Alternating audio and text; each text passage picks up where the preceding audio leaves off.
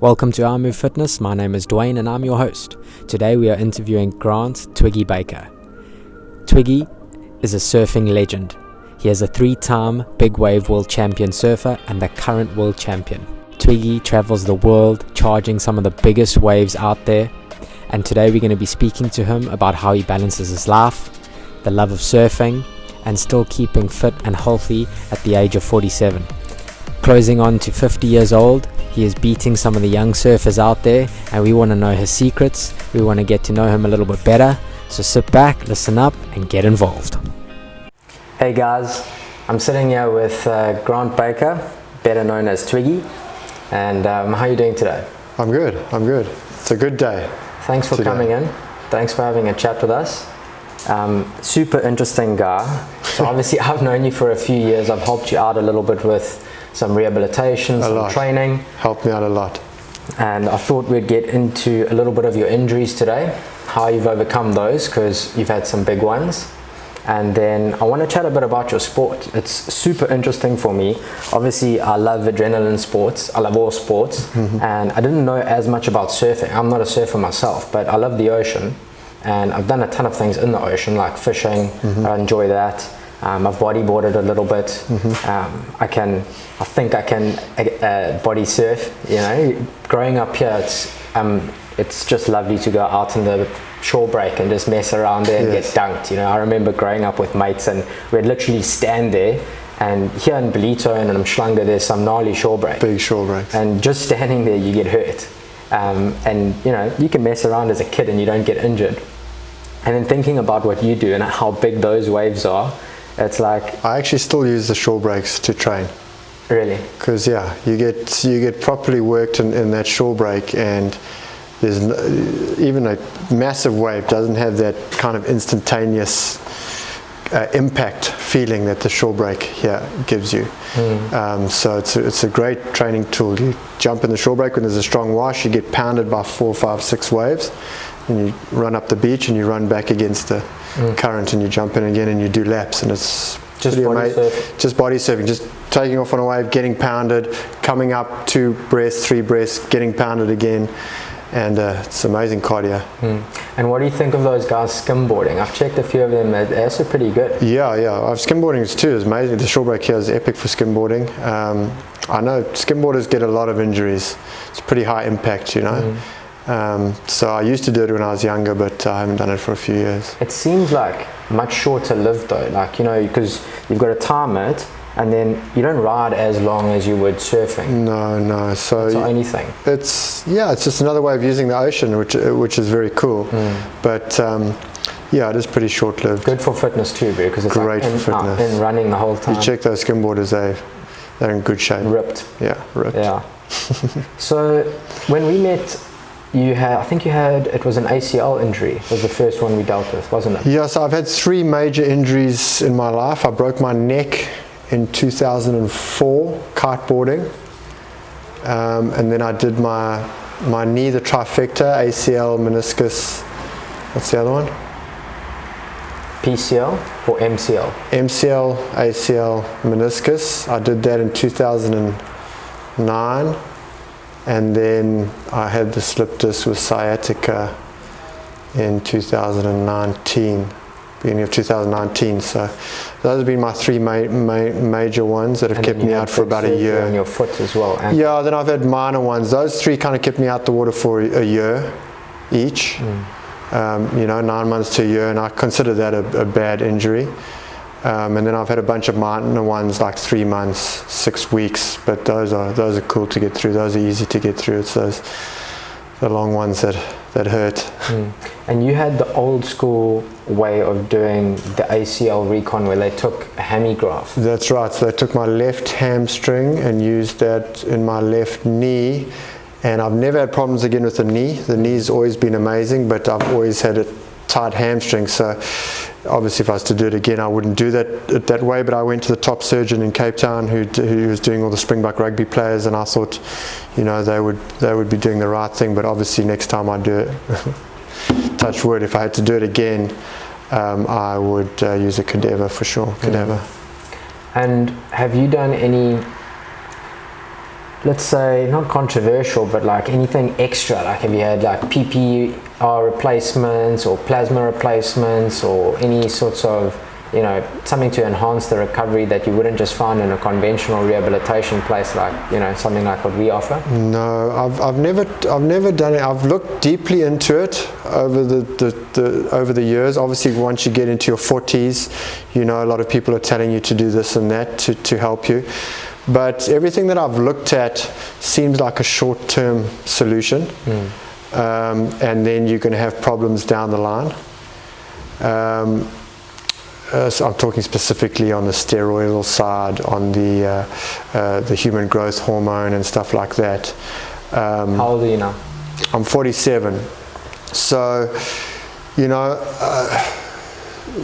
I mean, I've been close. I've really looked at it, but... You see Mike Tyson's coming back to sport. Is he? I heard he's going to fight Evander Holyfield. But I mean, like, someone like him, he must be using a hormonal replacement. There's got to be something, you know, and if they're legalizing it in sport now, you would think that it's not an advantage if you're just leveling the playing field. So say your growth hormone's meant to be at level 10 and yours is at level 8, just to put it to level 10 to give you the same chance a 20-year-old or a 30-year-old would have. Because let's face it, okay, so you're 47 now and you're surfing against guys, what, 18, 20s, 19, early 20s, that's sort of, those are sort of some of the best surfers, Their testosterone levels are at 100 and mine's sitting around 5, I think.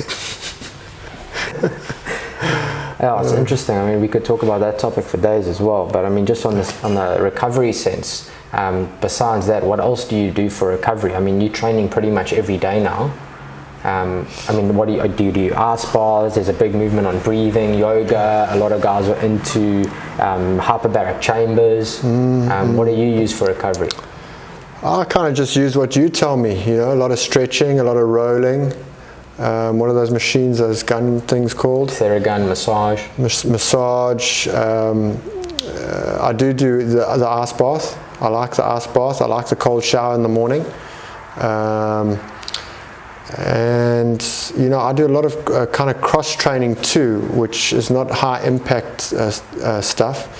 You know, kiteboarding is pretty high impact, but if you like surfing, stand-up paddleboarding, kiteboarding, foiling, spearfishing, those 5 things, I'm doing one of those every day. And they're not too high impact. It's not like coming into the gym and doing a workout with you where you feel it afterwards, you know. So that's kind of more... That's for you, bro. Like, if we had to go surf or whatever, how you'd be hurting, Like, we won't feel... It's like, if your body's not used to those movements, you can't underestimate it. Like, I've asked you what you chow. And I mean, can I tell your weight? I mean, what do you weigh now? I'm a little light. I'm 68. My optimum weight is 70. And then at 72, I start feeling it in kind of my knees and my joints. So I'm a little light at the moment, but that's it's probably good. How tall are you? I'm almost 6 foot, 5'11". So I mean, if you look at how much you eat in a day, especially when you're performing, like when you're training in season. There's a load of calories there and you're not putting on weight. So what you're doing is there's a high calorie demand, you know? Definitely. You can't underrate those movements. Going and kite surfing or surfing for that long. What do you reckon is more demanding, kite surfing or surfing? No, definitely kite surfing, because kite surfing you're on the whole time. You're up and riding the whole time. Whereas surfing you got a lot of downtime where you're sitting waiting for waves. So kite surfing's high impact. What's more dangerous? Kite surfing as well. Definitely more dangerous. Yeah. There's a lot more that can go wrong. You're jumping, there's waves, you're riding waves, you're often on the beach with a big kite. There's a lot more that can go wrong. Yeah. Bro, I watched this documentary on Netflix the other day about, I can't remember her name, sorry, but the chick that got charred by a shark. Oh yeah, Bethany Hamilton. Wow. Amazing. What a hero. Yeah, no, the whole level. Bro, the mindset of that chick is just unbelievable. Like it's insane to think how you could ever surf with one arm, but she surfs better than 90% of men or women. But not even that, like the mentality of that would happen, and she can't even consider, I wouldn't be surfing again. It was like, when can I get back? Like, that wasn't even an obstacle. Amazing. It was, wow. Amazing. She is the true hero of our sport, surfing. She's like our biggest hero. And that also reminds me, like, I don't know when you told me this, but it was probably about a year ago. You said, because you've got a little girl. Yes. I've just had a little boy. Yeah. But you said chicks are the future, and they're girls are the new boys. Girls are the new boys. And give me your theory on that. So I always believed this before, and I saw it in the big wave girls who I often surfed with. The top big wave girls, they were, you know, pretty fierce and good surfers, and you know, it takes a lot to get out there on a big day at a place like Mavericks or Jaws. So I saw it in those girls, and I always believed that, I mean, the girls have to be the future for the world in general. The men have kind of had their turn, and we've cocked things up, literally. So, you know, it's definitely the girls' turn to take over and see what they can do. But once I had my daughter, I just realized that no one's bringing up boys and girls differently anymore. You know, whether you have a son or a daughter, you're on the beach, you're surfing, you're skateboarding, you're playing soccer, you're doing all of this. Obviously she's playing with dolls and she's interested in catching butterflies and doing girly stuff, but she's also loving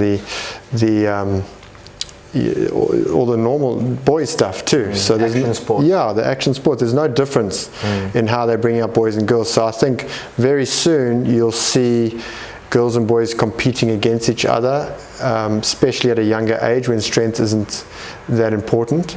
You know, the under 9s, 10s, 12s, 14s, I can see girls playing soccer, cricket and skateboard and surf equally as well as boys. Obviously eventually they'll have to be separated because of the strength. The strength's different, but honestly in sports like surfing and skateboarding, I honestly believe that girls and boys will just be competing against each other, and there won't be any kind of... Girls have a natural, like, they've got a ridiculous endurance.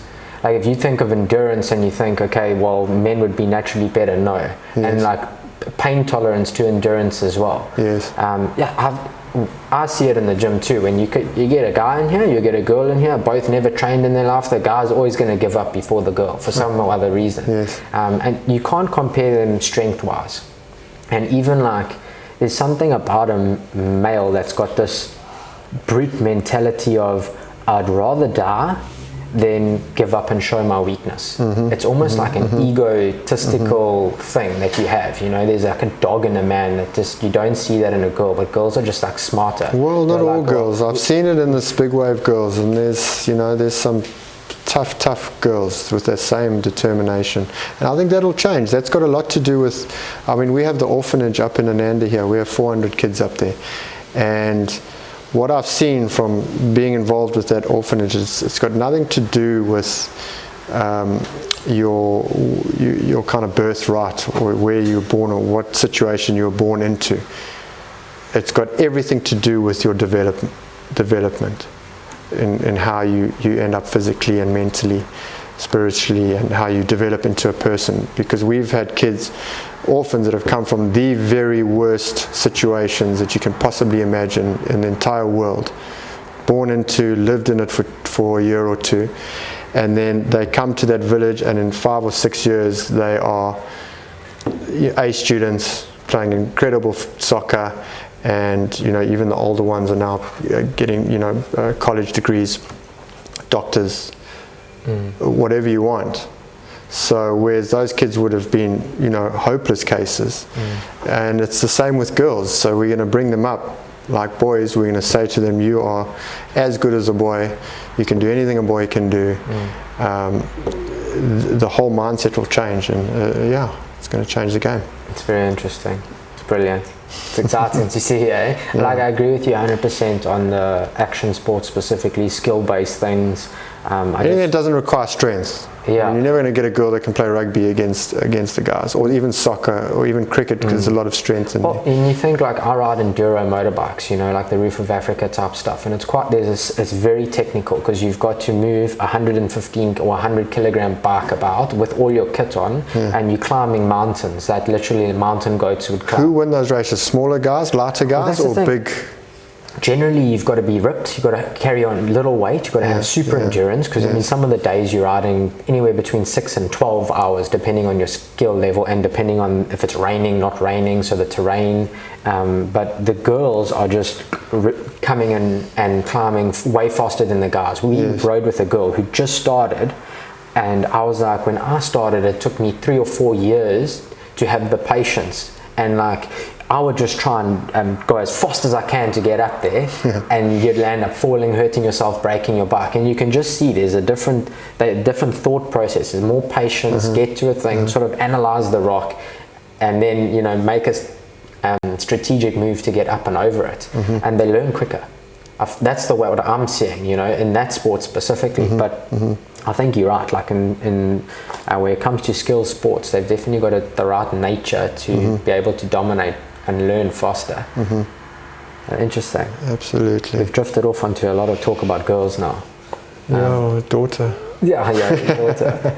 But let me ask you, what's always fascinated me about your sport would be like the mind control. And I think in all sports it's a big thing, you know. So initially when you start getting into sports growing up, it's all about the body, how strong you can make your body, how tough you can make the body. You've got to be bulletproof, you know. And then you start getting into some sort of specialization, and okay, we make the joints strong and you develop your skill. But there's such a huge thing with our mind, you know, not only in terms of being optimistic or the visualization, but what do you go through, and what are some of the things you had to learn to be able to hold your breath as long as you have to when you get smashed by one of those big waves?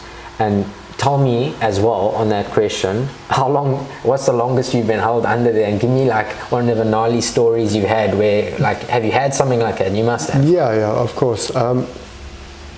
The mental preparation, I never really looked into it until kind of the last few years. I was just very lucky somehow that when it came to before the big days and on the big days or before big competition, I naturally became quite calm within myself. I noticed it. It was very apparent to me that my whole, you know, persona would become super calm the day before contests. And I was never able to put my finger on it, why, and I never really thought about it until recently, and then I started reading books and whatnot on it on the internet, and obviously they talk about the flow state and all of that, and then I recognized that was what was happening to me naturally. And I think that's one of those things that you just either you have or you don't. I think you can probably train yourself to do it, but if you've got it, I think it's a really big bonus for any athlete who's competing professionally. So that kind of came to me naturally, and obviously you have to put in the work to get into that flow state. You have to put in the work beforehand. So if you've been kind of partying for the week, 2 weeks before the swell or whatever, and you're out of shape and you don't have the right board or equipment and you're not feeling it, then you're never going to feel that, you know, that flow state before the event. But if you are training hard and you're physically ready and you feel invincible physically, then that mental preparation is going to be there automatically. So I've always found that my physical preparation equates exactly to what my mental feeling is on the day of the event or the big swell. So I suppose it's a confidence in your ability. So like when you're confident and you can say, well, I've prepared myself as best as I can possibly be prepared for this. That's correct. There's nothing else left for me to do. Then surely you'll have no shadow of a doubt that you're in the best condition and you're ready for it 100%. And that also goes to another point that would put you in a better mental situation, is that if you've been surfing big waves a lot leading up to that day, then you're far more comfortable. But if there hasn't been swells or it's the beginning of a season and you haven't really surfed a big wave for 2 or 3 months, which was what happens sometimes, then mentally you're not as prepared. So at one stage I was all about surfing as much big surf as I could, so that there wouldn't be any downtime. But then you got to balance it with, obviously, with injuries and that kind of thing. So yeah, I mean, there's a lot of things that put you in that state. To train, you asked, the other question was to train to get you mentally prepared to be held down is exactly the same. So you have to spend time in the pool, swimming laps underwater, swimming laps, as if you were training for swim meets. And that also puts you mentally ready, because once you start doing underwater time, that makes you super comfortable to be underwater. So then when you get pounded and you're pushed under, you automatically go back to what you were doing in the pool and how long you could hold your breath in the pool, and that just keeps you calm in the time that you need to stay calm. So I mean, I can hold my breath for 5 minutes, static, just, the static breath hold is just face down in the pool with a stopwatch. And that kind of relates to 45 seconds if you have a wipeout, because obviously if you're in the pool and you're doing a static breath hold, you're having time to breathe up, everything is prepared and preset, so you have a lot of time. But if you wipe out, you fall, that's all you get, and then you're held under. So 45 seconds, I think, is the maximum time you'll be able to stay conscious for after being hit by a wave. And that's kind of a 3-wave set. So you'll go down on the first wave, it'll take about 15 seconds to come up from that wave.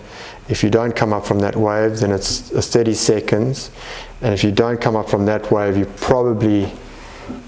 you'll be lucky to not lose conscious before you come up at 45 seconds. Tell me, so you're catching the wave, right? Yeah. You are past. Yes. Now, do you try and swim underneath? Do you try and swim backwards? No, you just totally relax, and you let the wave do what it's called. It's like a rag doll, where you just totally. Whenever you have a really bad wipeout, your mind automatically switches off everything. It just automatically just shuts your body down. So if you have a bad wipeout, it's a big wave. You try to take a big breath in? Yeah, well, you're wiping out, so you only get the breath that you can get. Yeah. And that's, so obviously over years and years and years, you've learned when you're about to hit the water and when you have to stop taking a breath. And normally it's just that's all you get. Yeah. And then you pound it. Hold your nose? No, you got no time for that. You just go fully relaxed. And you put your mind into your mind does it automatically. It's quite a weird thing. But do you feel your body being taken? Oh yeah. Explain that. No, I explain it like it's the best amusement park ride in the world. If you could bottle that and sell it to people to experience, it's the craziest. People would get so addicted to it. It would be, it's the most amazing feeling, because you're completely powerless. And you're just getting tumbled and ragdolled, so you actually lose control of your arms and legs, where they actually just become, because it's doing, in your arm and legs. So that's why we train shoulders, and I've got a shoulder problem, obviously, because the human body's 80% water, so somehow we just fit in there, and it doesn't rip our limbs off. You'd think it would just rip your arms and your legs off once it gets to a certain size, but it doesn't. I don't know how they explain that, but I guess you water, so you in the water and you just go with it. It's an amazing feeling. For most people listening to you, it'll be like, the soak is crazy, properly crazy. No, but it's all relative. I mean, everybody has their thing that's dangerous. You said you ride motorbikes. The feeling of being held under. Not only that, claustrophobia and that out of control. Just to know that so even with motorbike, you can throw your bike and you can stand there and but that is completely, you don't know which way you're going or how long you're going to be under for. If there's another one coming behind this one, what's going to happen next? When it's really hectic. And have you hit just because there's obviously we do hit the bottom. You got reef. Yeah, we do hit the bottom often, but that's kind of the least of your worries in big waves, because it's deep where it breaks. I mean, surely you'll get concussed. And the bigger the wave, the deeper it breaks. So you do hit the bottom, but I mean, we do surf slab waves that are fully shallow, and then the whole thing changes, and it's more like about worrying about getting injured rather than drowning and getting slammed into the reef. Or the slab waves kind of break, like I said about the shore break, like instant, and then release. So it's a lot more focused and energy, and that's when you can pull a shoulder out or do something like that. So. I've seen you a couple of times with stitches, but that was from your board. Yeah, boards hit you obviously, and there's sharp points on the fins and the nose, so we do get the odd stitch in that. Are the leashes made to snap so that they don't hit you? No, the leash is made not to snap because that's your lifeline. So if you do get knocked unconscious or injured, the board will come up. The board comes up, and then the guys can come with the jet ski and they can find you. So definitely not made to break. That's the board, and the leash is your lifeline. So. But safety these days is way, way better. So when I was younger, we had no safety, no jet skis, bad leashes, no inflation vests or anything like that. An inflation vest is one that you've got air canisters, like when you fly, and they show you how to do it. You pull the tab and it inflates with air. So we wear those now. So as I've got older, the safety's got better. So that safety, it's made it more accessible, so it's got more crowded, but it's also kept me in it longer, because I probably wouldn't be there if the safety hadn't improved like it did. That's brilliant. Yeah. Another thing that interests me about your life, because there's a part of everyone, I think, when you grow up, or even just not being famous, but doing something amazing. Like there's not someone I've spoken to once that is like, oh man, I wanted to do this, or even still you've got these dreams of, even if it's something like I want to go climb Everest now, or everyone wants to do something amazing, and I think you really have achieved that. But it obviously comes with a lot of sacrifice. Like obviously your wife, your daughter, you've got to be away from them a lot of the time. Like how's your schedule now? Because I know even for us, I only get to see you really for training twice a year, and then you're living in Hawaii or you're living in Nazar. So just tell us a little bit about that. Yeah, I mean, there's always going to be sacrifices. I think being a professional athlete is going to take a lot of sacrifice on a personal level. I think your family is definitely, you're going to miss out on a lot of on making memories, with your parents and your siblings, and obviously then your wife and kids. But I think in other areas you get back all of that. So, I am away a lot. I do spend, a month or two away from my wife and child, probably 2 or 3 times a year. But then when I'm with them, I get the full time with them.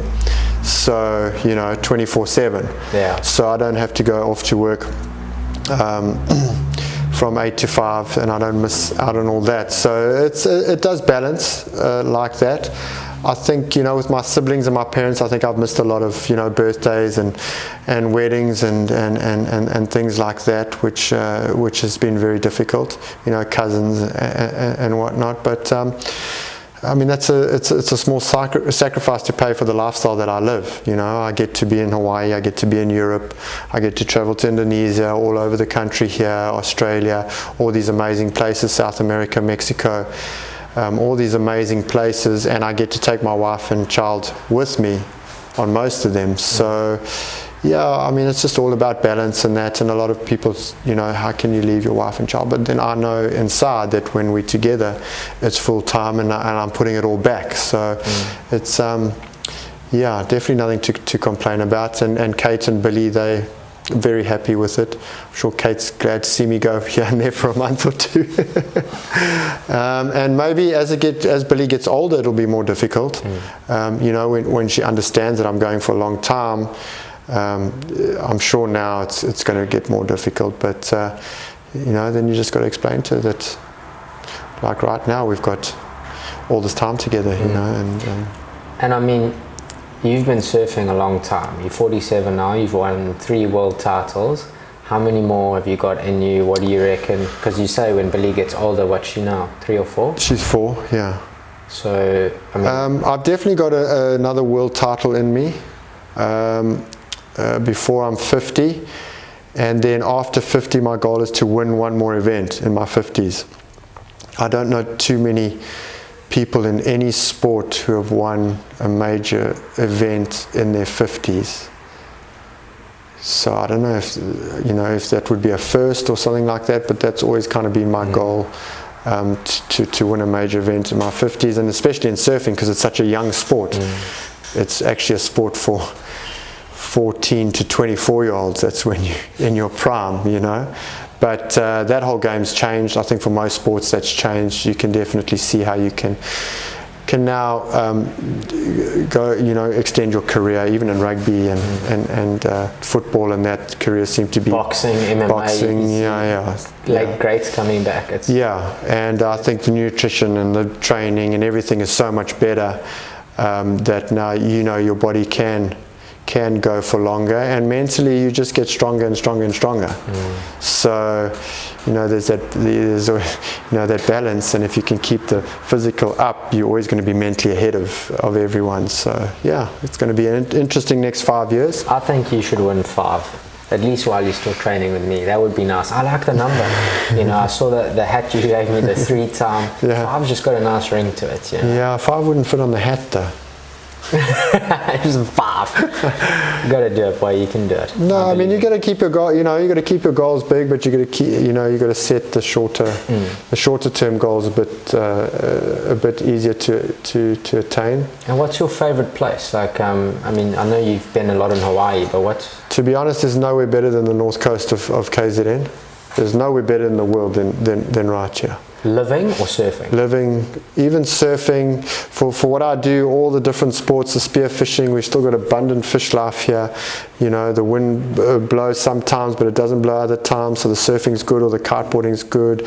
Everything here is amazing, and the lifestyle, everything is epic.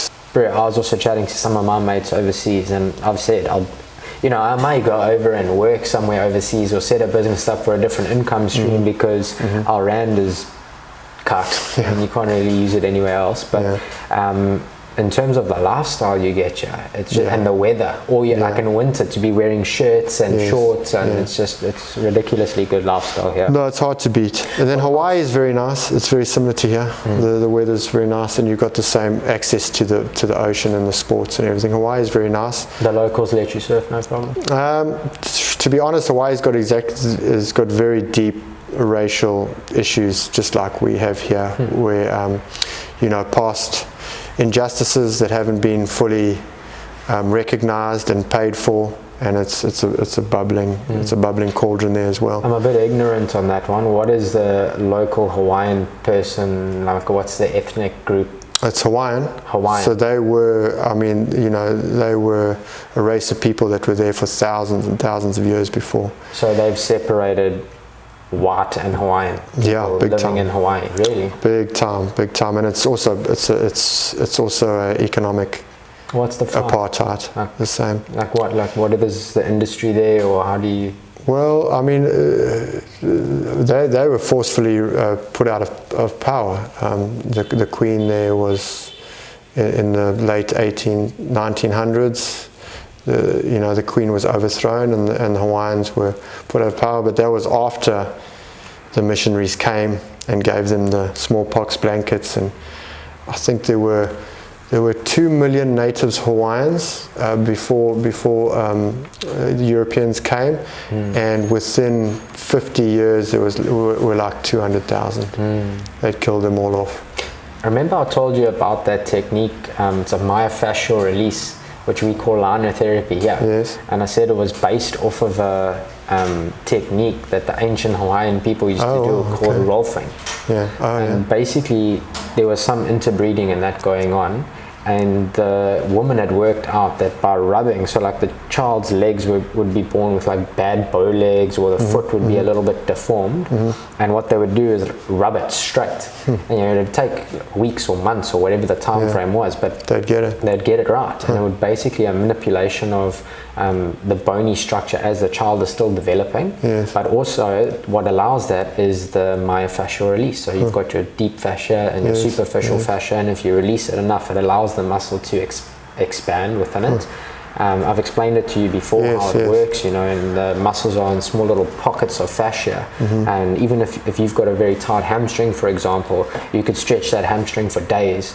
And I mean, this is what most people, when they come in here, we've had this time and time again. A guy will say, I've never touched my toes before. You won't be able to get me to touch my toes. Be like, okay, go. And a little bit of this myofascial release, and they can touch their toes in one session. Yes. And the reason for that is because when you've been stretching, if you've got tight fascia and the muscles sitting inside that pocket, you're going to be stretching the muscles that are outside And of that everything's pocket not of tightness. stretching. Yeah. So you've actually got to release the fascia first. So that's, I mean, interesting little thing of Hawaii. Hawaiian, amazing culture, beautiful people. Aloha means just love and sharing, and that's how, you know, that's their beautiful people. But yeah. You don't have property anywhere else in the world? No, I've never put property anywhere else in the world. I only own property here in Belito. And do you rent when you go out, or does like the I normally stay with friends. Okay. I do have to rent occasionally, but most time I've built up relationships over the years where people come stay with me here, and I stay with them around the world. And yeah, it's also a better way to travel. You don't, you know, stay in hotels and Airbnb. It's much better to go stay with the local people and immerse yourself in the culture. What's the best contest for fans? Like, if you're a fan, Yeah. like the only surf contest I've been to is like Gunston Belito or Pro, Belito Pro. yeah. Like, what's the best for fans?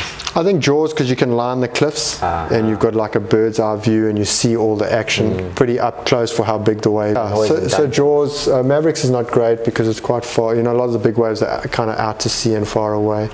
Obviously the Pipe Masters that they have every year in Hawaii is pretty amazing, because that's pretty much a shore break that breaks on the beach. But yeah, they're all good to watch live. If you can get to a big wave contest, if you have the opportunity, it's definitely something to do, because it's up close and personal. It's pretty mind-blowing. Basically, we're putting ourselves in the ocean when everybody's been told to get out of it, you know, the worst boating conditions imaginable, and then we're putting ourselves kind of in the most dangerous place of the ocean on that day to try to catch one of those waves. It's pretty cool to see. Anybody else would die. Everybody else would die, but then that's all relative, because I mean, if you suddenly transported me into the front row of a Springbok New Zealand scrum, I would get crushed. No, you'd die. But take Bismarck Duplessis out of the front row and put him into 8-foot surf, he's going to drown in a few minutes. So it's all relative, yeah. Brett, I've got one of these masks for you. Okay, I will get one. I want to show you. I saw you bought a camo one. Yeah, this is my good-looking mask. We bought these ones. Fancy mask. You've got to wear these things, but the problem with those is everyone's mask. Have wing nut ears. Like, that's what I check, because that pulls your ear like this. And then the next thing is, like, you can't do a roly-poly or a cart. No, this is definitely not what I train with. So check this, guys. It's got a bit of elastic at the back. I saw this because I've got one of those altitude training masks. They're a little bit nicer than this, but they cost $2,500. This is only $100. Yes. And at least you can run with it, move with it. It doesn't pull your ears. So no, it's a good one. Very nice. I've got one for you. I'll give it to you just before you go. Cool. And this is about COVID, and another interesting with COVID, which I wanted to ask you, because there's a generational difference now. You're 47, I'm 32, and even from mine to like some of my employees and colleagues here who are in their 20s, we have these chats about like, what do you accept? Do you accept this digital? Because I never really wanted to, owning gyms, and I never wanted to go onto online training, and I just felt like there was this massive disconnect. And I love this interaction. I want to see, I want to push, I want to feel, I want to speak to you while we're going ahead, you know, with those movements. But I want you to go online, so when I'm traveling, even speaking to the younger guys, like guys still in school and coming, they prefer it. They'd rather see that than come in here. They'd rather have it than be able to do it on their own. And it's like you slowly start to realize a lot of people don't like gyms. It took me a long time to like accept that I needed to go to a gym to train. And for years I tried to find online stuff to do myself, but to be honest, it's tough to do it yourself as well. I think what would be great would be a mixture, where if I only had to come like once every 2 weeks into the gym, and then I could get a 2-week program, that would be pretty cool. Yeah. I mean, we're looking at everything at the moment. So I mean, right now we're running like, we've got live sessions where you can follow us live and do it there. Yes. But we've also found that difficult, even because I've tried to follow some of my trainers when they're running a live one. Yes. And it's like sometimes you are on a different time frame to them. And then we've also changed it up where we'll pre-record a session and then just put it on. shorten it so you can see the movement standards, and then it'll finish and the program will stay there. And then say you get lost and you're like, well, how was the form again? It's only a 5-minute clip, so you can either watch the whole thing again or just go to, let's say, an overhead squat and see how to do that specific movement. See, my wife does her boxing training religiously. Online.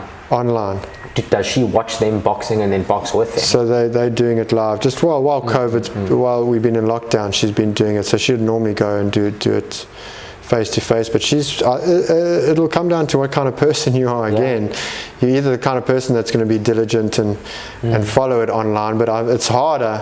It's much harder.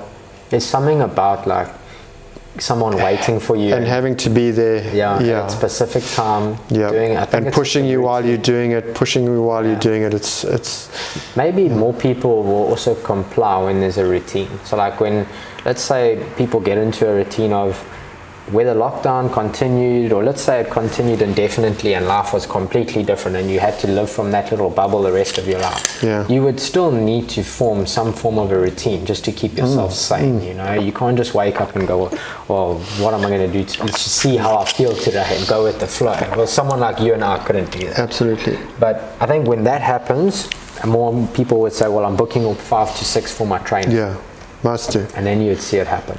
It's just interesting, you know, especially now with like having to change our whole life, wear masks and be isolated, and there's so much I mean, it's so who knows what's happening in the next 2 years. Who knows? Yeah. But Bru, thanks so much for coming and having a chat. It's a pleasure. Thanks for having me. I think let's do it again. One thing we got to do is you got to teach me to surf sometime. Yeah, that'll be fun. Yeah. You'd be putting me through the paces. Yes. I always thought kite surfing. I'll punish you for once. For me. Like, if I have to do that, I wouldn't go to another sport. Yeah, kite surfing would be great for you. You'd love it. Yeah. Bit of adrenaline, bit of action. Yeah, a bit of everything. In the ocean, good fun, healthy. Yeah. Yeah. Thanks for the chat, Bru. Cool. Appreciate No it. problem. Cheers.